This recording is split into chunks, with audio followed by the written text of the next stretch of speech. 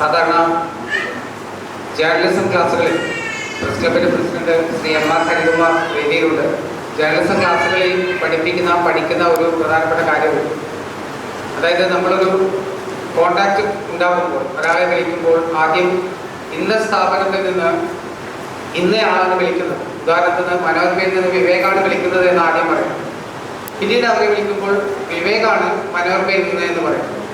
വീണ്ടും അവരെ വിളിക്കുമ്പോൾ വിവേകാണ് എന്ന് മാത്രം പറയും. നാലാം തവണ വിളിക്കുമ്പോൾ അവർ ഇങ്ങോട്ട് ആ വിവേക് പറയും എന്ന് പറയണമെന്നാണ് ജേർണലിസത്തിന്റെ ഒരു അടിസ്ഥാന പ്രമാണം.